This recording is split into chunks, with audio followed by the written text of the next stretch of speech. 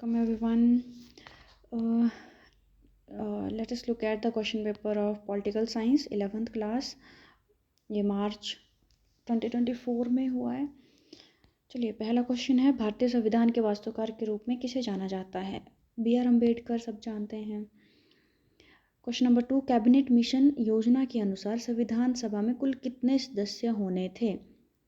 ये 389 समथिंग इसका आंसर है, और 389। ओके, नेक्स्ट, भारतीय संविधान कब लागू किया गया था? 26 जनवरी 1950। ये क्वेश्चन नंबर 2 का कंफर्म करके आप कमेंट कर दीजिएगा। वैसे इसका ये होना चाहिए, पर अगर कुछ और है बुक में तो आप बता दीजिएगा क्या होगा इसका। क्वेश्चन नंबर 3 हो गया। 4, भारतीय संविधान के किस अनुच्छेद के अंतर्गत नागरिकों को मौलिक अधिकार प्रदान किए गए हैं? मौलिक अधिकार आते हैं 12 से 32, अनुच्छेद 12 से 32। मौलिक अधिकारों को लागू करने का उत्तरदायित्व किसका है? उच्चतम न्यायालय का, हाई कोर्ट का। स्वतंत्रता का अधिकार किस अनुच्छेद में आता है? Right to freedom,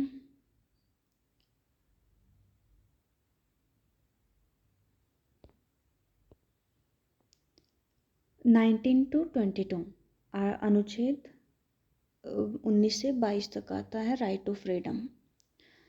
question number 4 है, आर्टिकल 25 मतलब अनुच्छेद 25 का संबंध किस अधिकार से है? तो ये धार्मिक स्वतंत्रता का अधिकार। नेक्स्ट क्वेश्चन है, संविधान के किस अनुच्छेद में 14 वर्ष की आयु तक के बच्चों के लिए निःशुल्क और अनिवार्य शिक्षा का प्रावधान? आर्टिकल 21A, जिसमें 14 वर्ष की आयु तक के बच्चों के लिए निःशुल्क शिक्षा का प्रावधान है। लोकसभा में कितने सांसद हैं? लोकसभा के 4। मुख्यमंत्री की नियुक्ति राज्यपाल।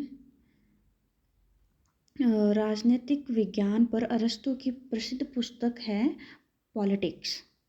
राजनीतिक सिद्धांत का क्षेत्र ऑल ऑफ द अबव, ये सभी। क्वेश्चन नंबर 2, आपको पैराग्राफ दिया था, उसमें से आपको आंसर ढूंढने थे, बहुत इजी था। इसमें पहला क्वेश्चन है, सामाजिक जीवन में व्यक्ति के विकास के लिए ज़रूरी है अधिकार ज़रूरी हैं।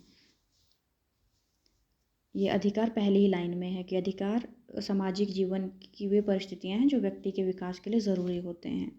क्वेश्चन नंबर 2,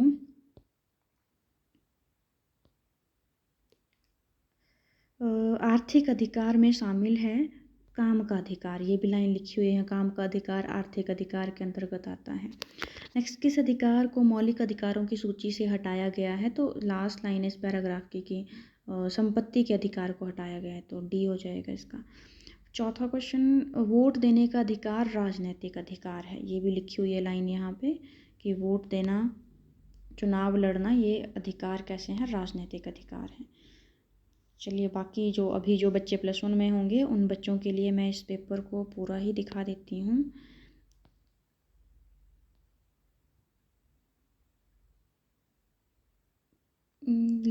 अच्छा, लोकतंत्र की परिभाषा, नामत कार्यपालिका से आप क्या समझते हैं? ये आसान से क्वेश्चन हैं सारे, ये आप देख लीजिए। बहुत ही ईजी पेपर आता है +1 का, बोर्ड का पेपर ही ईजी आता है, बस आप लोगों ने अच्छे से पढ़ा हुआ होना चाहिए।